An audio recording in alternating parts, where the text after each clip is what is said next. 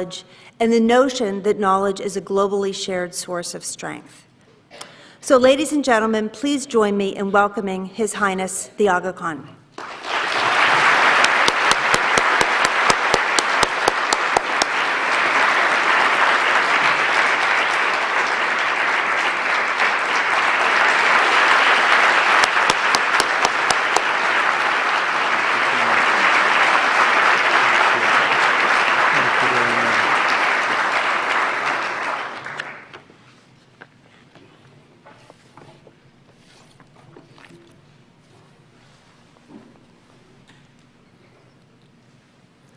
Bismillahirrahmanirrahim. President Paxson, Ogden family representatives, Brown University faculty, students and alumni, distinguished guests, ladies and gentlemen.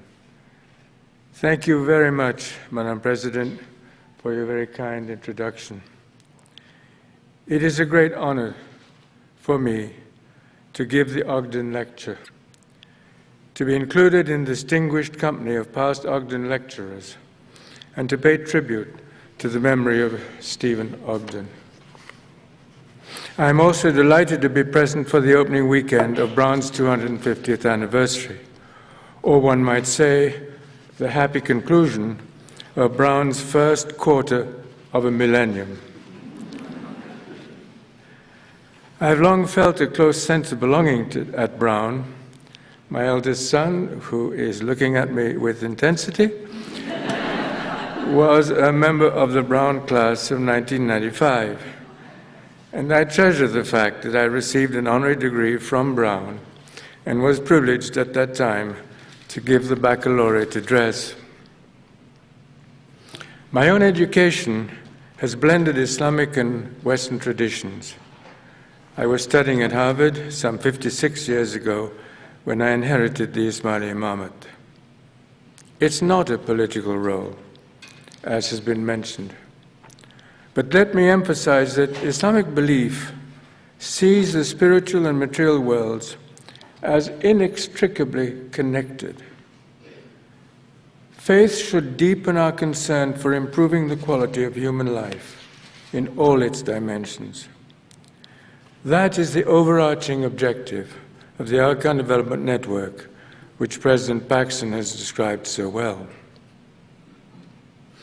It has been said that giving an effective university lecture requires the boldness to make some strong predictions about the future. I might suggest that President Paxson has put me in a slightly embarrassing position today by inviting me to return to speak on the Brown campus. The challenge with coming back to give a second lecture is that you have to explain what you got wrong the first time. As I look back over some 18 years now to 1996, I think I actually underestimated how many things would change in the years ahead. If you were a student at Brown 18 years ago, you would not have had any Facebook friends. And you wouldn't be following anyone on Twitter. And even more sadly, perhaps, no one would be following you.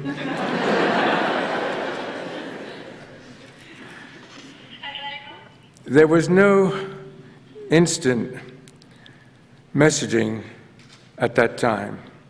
Indeed, as I recall, people actually used their telephone primarily for talking.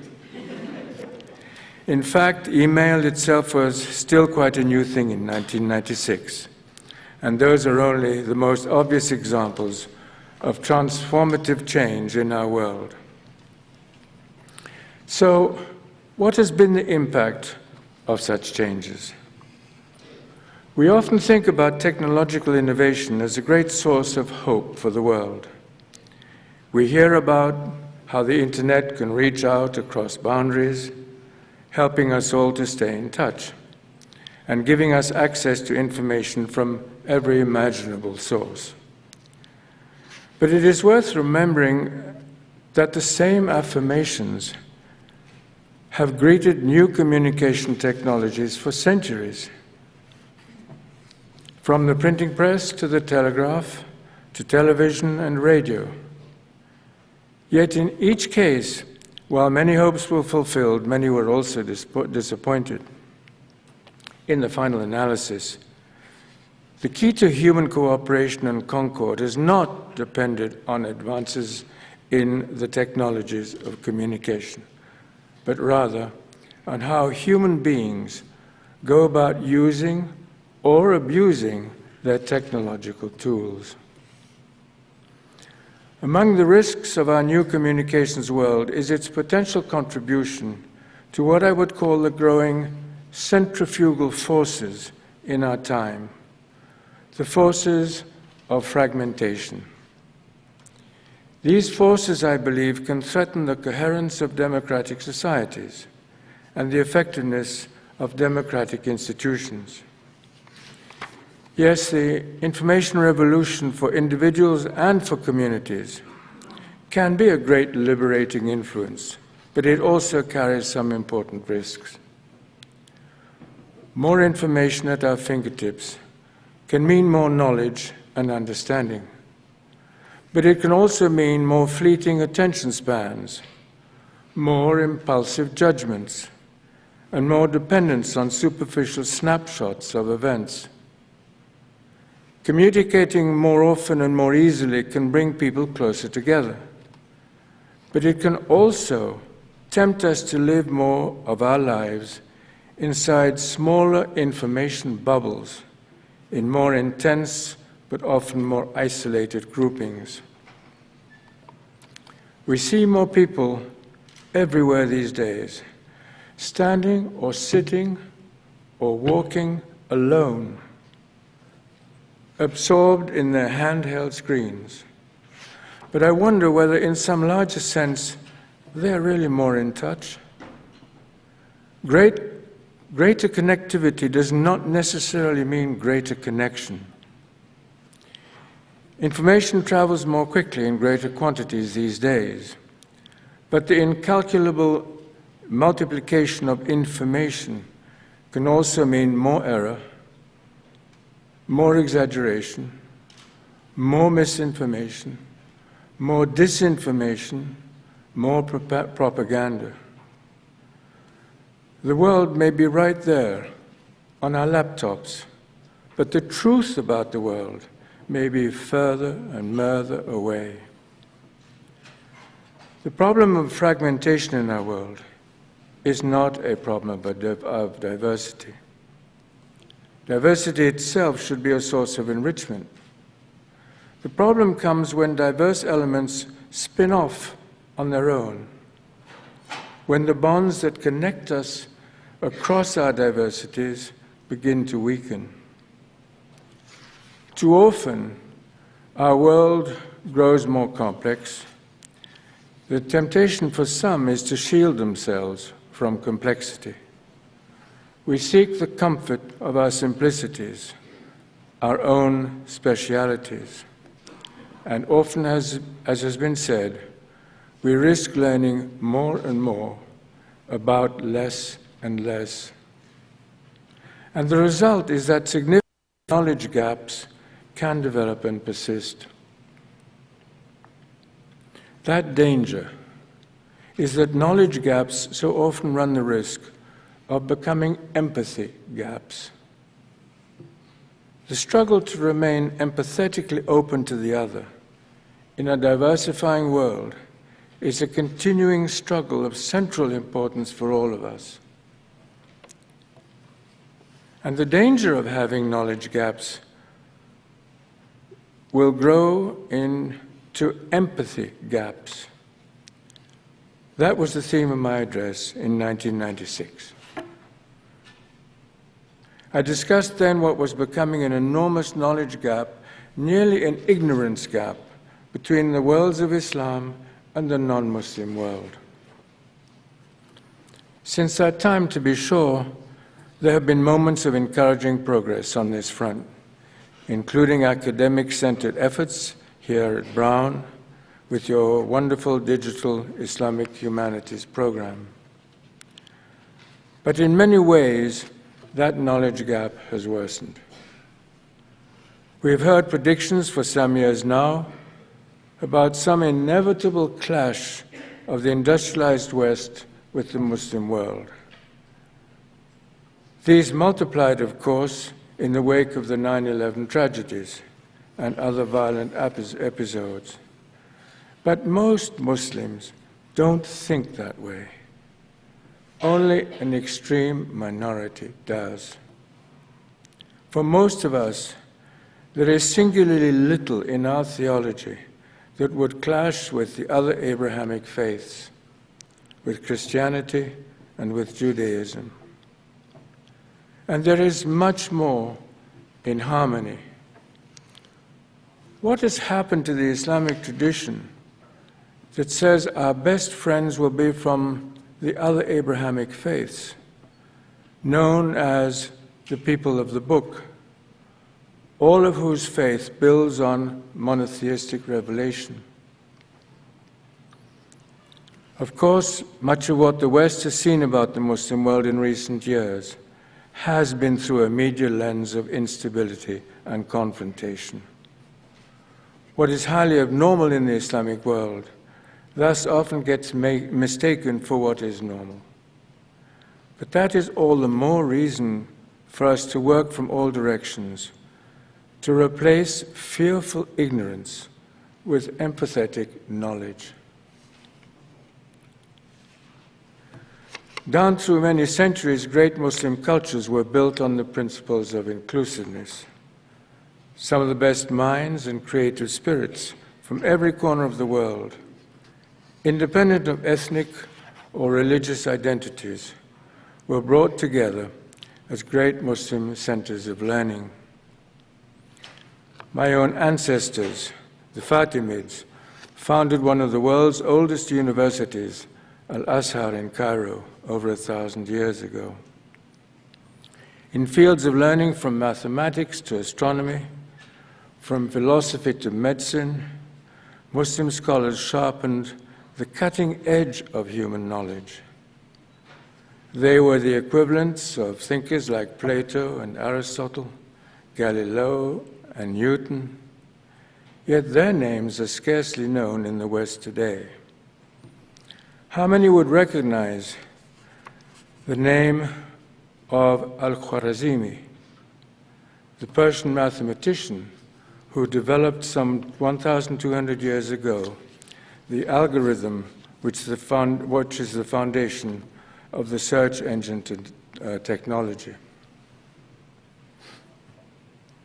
I wondered what would have happened if Al-Khwarizmi had patented or copyrighted his algorithm. And I tried to analyze what would be the consequences. Well, the first consequence is that copyright lawyers around the world would either be billionaires or bust.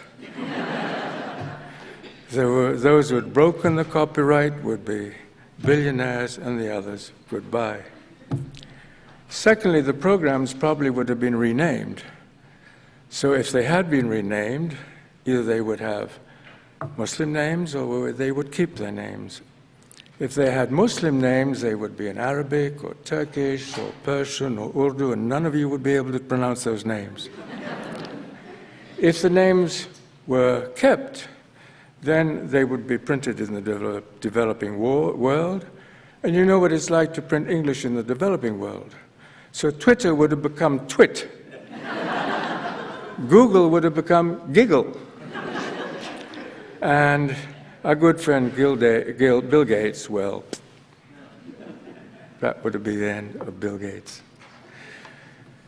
But I can't be serious all the time, and sometimes I like a good laugh. So I, on the other hand, must get back to serious matters because this is supposed to be a serious lecture.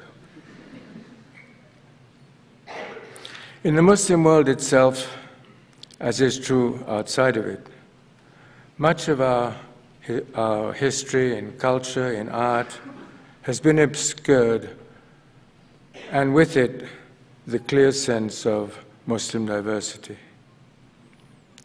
Among other incomprehensions is the increasing conflict between Sunni and Shia Muslims. In places like Pakistan and Malaysia, Iraq and Syria, Lebanon and Bahrain, Yemen and Somalia and Afghanistan, the Shia-Sunni conflict is becoming an absolute disaster.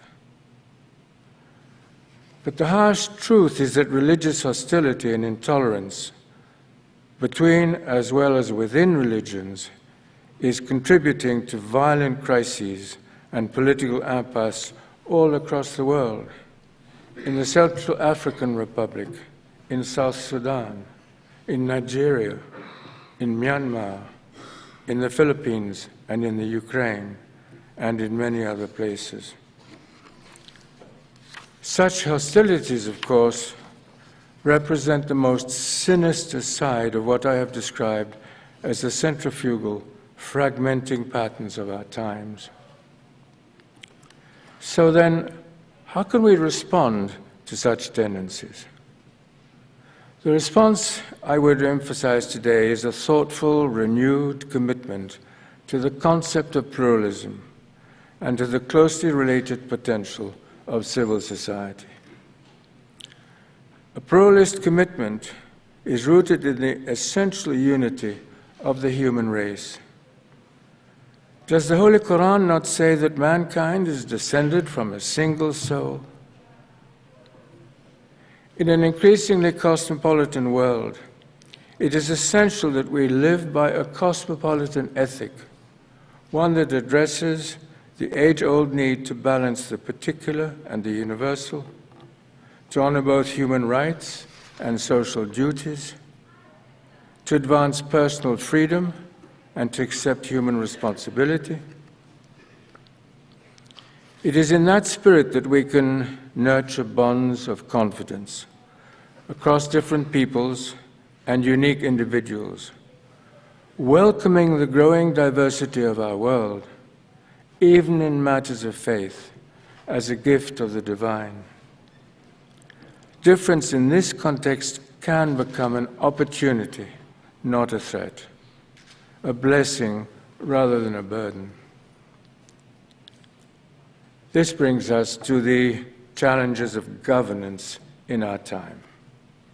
How do we organize our complex societies to achieve harmony and coherence and progress, even at this time of growing diversity?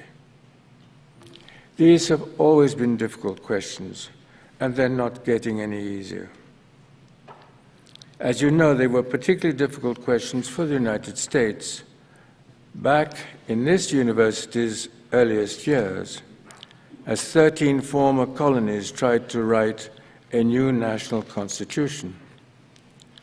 George Washington, who had presided over the Constitutional Convention, came to this campus in 1790, after just 1 year as president, when Brown itself was only a quarter of a century old.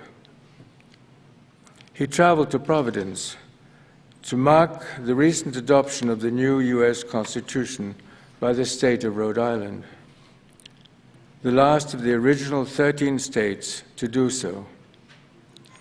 His visit was to celebrate the completion of that constitution writing process. You may have known about this from reading the plaque that still hangs on the wall of University Hall, on the brown main green, where Washington strolled that day with the university's president. I'm told incidentally that Washington was greeted here with the roar of cannons and the ringing of bells and a spirit of great decorum. I don't know about the cannon and the bells, but I must testify as a Count University guest that the great decorum has not changed at all. Thank you. Washington's visit in Providence marked a moment of historic constitutional significance. And the questions we have raised today, balancing centrifugal, fragmenting realities on the one hand, with the imperatives of national bonding and governing on the other, were central concerns for Washington at that moment and throughout his career. After 8 years of coping with these issues as the first American president, he made them the major theme of his famous farewell address. He was worried principally, he said then, about what he called the spirit of faction and its ability to undermine a sense of democratic nationhood.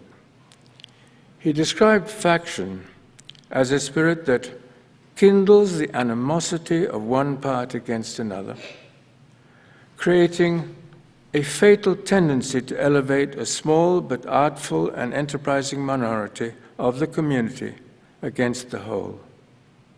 It threatened, he said, a frightful despotism, one that could render alien to each other those who ought to be bound together. Such threats of bonding and thus to balance have long presented a central governance challenge here and elsewhere. And these issues are now being addressed with new intensity all across the world. Amazing as it may seem, fully 37 countries have been writing or rewriting their constitutions in the last 10 years, with another 12 countries recently embarking on this path. This means that nearly 25% of the member countries of the United Nations have been rethinking these central governance concerns. And nearly 49 of these countries have majority Muslim populations. Clearly, many Muslim societies are seeking new ways to organize themselves. And there can be no one-size-fits-all. The outcomes obviously are going to be many and varied. The process will challenge the creativity of the world's best political and legal thinkers. Especially in the developing world, such matters will increasingly be in the hands of younger, more educated men and women, provided the system allows them to come to the forefront. These governance issues are frankly today of global concern. And I believe that the great universities of the world, and Brown University in particular, can also play an especially creative role in responding to them. The challenge, as we have said, will be one of balancing values and interests, honoring the importance of religious and ethical traditions, for example, while also respecting the free will of individual human beings, accommodating both the role of central governments and regional demands, reconciling the urban and the rural, providing for democratic change and institutional continuity. Creating new governance frameworks is obviously not an easy task, but it can be accomplished. In Kenya, just 3.5 years ago, for example, a new constitution ratified by 2/3 of the voters redistributed power dramatically from the central level to 47 county governments. In Tunisia, just a few weeks ago, a new consensus constitution with 94% approval from the elected Constituency Assembly reaffirmed the Islamic identity of the Tunisian state while also protecting the human rights of religious and ethnic minorities. In these cases, and in other places such as Bangladesh, one of the fundamental constructive forces at work has been the strength of civil society. It is a topic that is worth serious attention. And I'm happy to say that it has been getting increasing attention, including the exemplary cutting-edge work here at Brown of the Watson Institute for International Studies. By civil society, I mean an array of institutions that operate on a private, voluntary basis, but are motivated by high public purposes. They include institutions devoted to culture, to science, and to research, to commercial, labor, ethnic, and religious concerns, as well as a variety of professional societies. They include institutions of the media and education. And I think the conclusion is that the success of democratic societies will depend in the end on more than democratic governments. The scale and the quality of civil society will become a factor, I believe, of enormous importance. A quality civil society has three critical underpinnings: a commitment to pluralism, an open door to meritocracy, and a full embrace of what I described earlier as a cosmopolitan ethic. The voices of civil society will reflect and express the growing complexity of society, not as autonomous fragments, but as diversified institutions seeking the common good. And I believe that the voices of civil society can be among the most powerful forces in our time. Where change has been overdue, they can be voices for change. Where people live in fear, they can be voices of hope. And one of the energizing forces that makes a quality civil society possible, of course, is the readiness of its citizens to contribute their talents and energies to the social good. What is required is a profound spirit of voluntary service, a principle cherished in Shia Ismaili culture and honored, I know, here at Brown. And progress is possible when the multiple diversity needs of any society can be matched by the multiple diversified inputs. That is also what civil society is all about. This is why great universities, with their broad, diversified programs, can be a resource of importance to the development of quality civil society in their own countries, but also around the world. And again, Brown offers a powerful example. Perhaps the biggest quandary we face in our economic and social development is the problem of predictability, knowing what changes are going to arise, and then deciding what is more or less likely to work in a given situation. But again, progress is possible when complex issues are subjected to competent, intelligent, nuanced, and sophisticated analysis, free from dogmatism, and based upon what I would describe as empathetic knowledge. This happens best in open meritocratic societies, where people's responsibilities are based on their competence.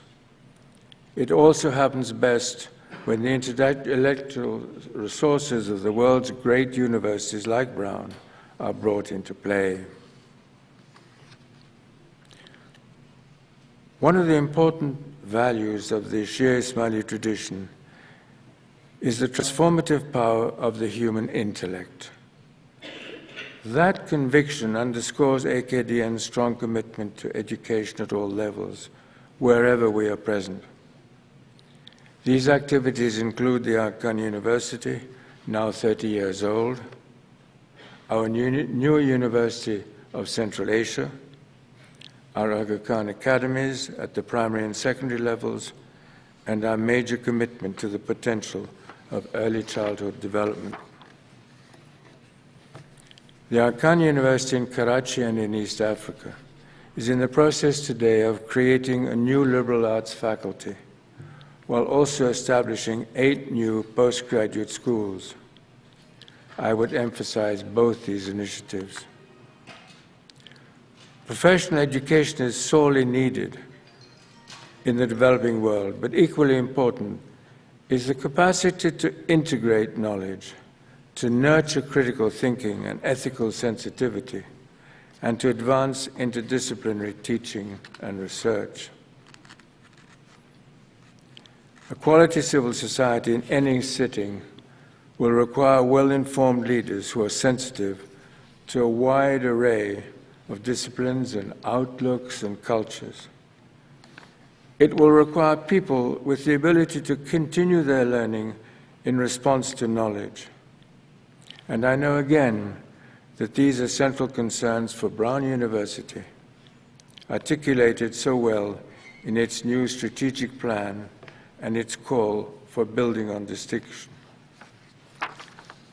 As we look ahead in sum, we face a world in which centrifugal and fragmenting influences are of growing importance, presenting new governance challenges all across the planet, and especially in fragile societies. In such a world, the voices of pluralistic civil society can help ensure that diversity does not lead to disintegration, and that a broad variety of energies and talents can be enlisted in the quest for human progress. Diversification without disintegration, this is the greatest challenge of our time. Over the past 6 decades, I've been immersed in the problems of developing societies, grappling with ways to assist their populations, despite both natural hazards and human errors. It is my conviction that a strong, high-quality, ethical, and competent civil society is one of the greatest forces we can work with to underwrite such progress. And if this is correct, then the role of great universities has never been more important. I'm convinced that Brown will be among the greatest universities stepping up to this challenge as it finishes its first 250 years and embarks on its next quarter of a millennium. Thank you.